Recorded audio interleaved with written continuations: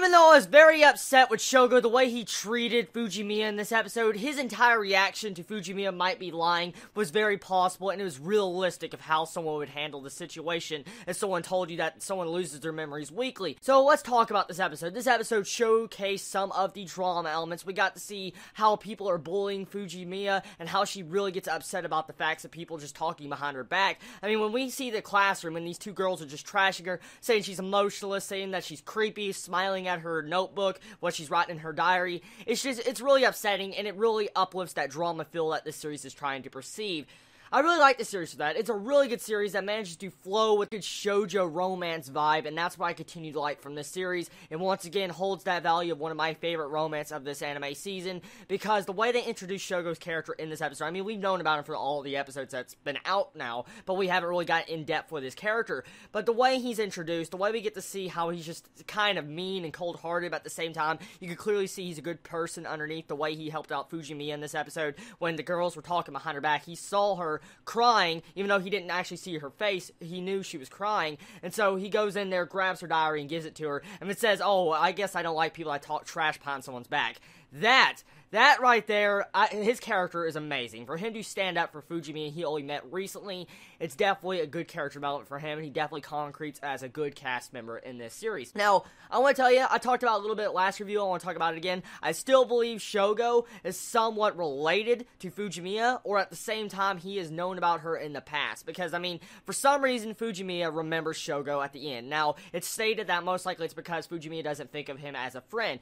Even though Shougo stood up for her and helped her out, that was a big, I guess, key factor in this episode. So I highly doubt Fujimiya sees Shougo as not a friend. So something else is going on here. Either they're related somehow, or there's something else going on. But we did get to see a little bit of the memories coming back of Fujimiya. She remembered cooking eggs for Hase. So, also another thing we can think about that scene is most likely there was something linked towards Shougo when she was making those eggs, so most likely that's why she could remember. I don't know, but either way, we still don't know 100% how her, I guess, memory loss works. That's something that really needs to be explained, and that's something I'm interested about. I wonder how they're going to handle this. I mean, it seems like this is called 1 Week Friends, okay? That's exactly what the series is called, so it just can't be 2. So now we have 3 people as our main characters now, interacting with each other, and what would be really interesting, honestly, if they were to spice up the series a little bit, what if Shougo also forgot his memories like Fujimiya? I mean, he seems to be that type of emotionless character also, just like, you know, how Fujimiya is in the first episode, or how she is in real life. So, what if Shougo is the same way, but he reads a diary also, and that's why he brought up the entire section of she may be lying. So, right there's some things that could possibly happen. That's just a theory I'm throwing out there. Most likely it's incorrect, but I'm just throwing that out there. I like this episode, though. I love the animation once again. The music is good, and I just love the interactions between these characters. You really could feel the drama just building up in the series. It really is building. It's slowly going to just start strangling us because of the way the drama is being just emphasized later on.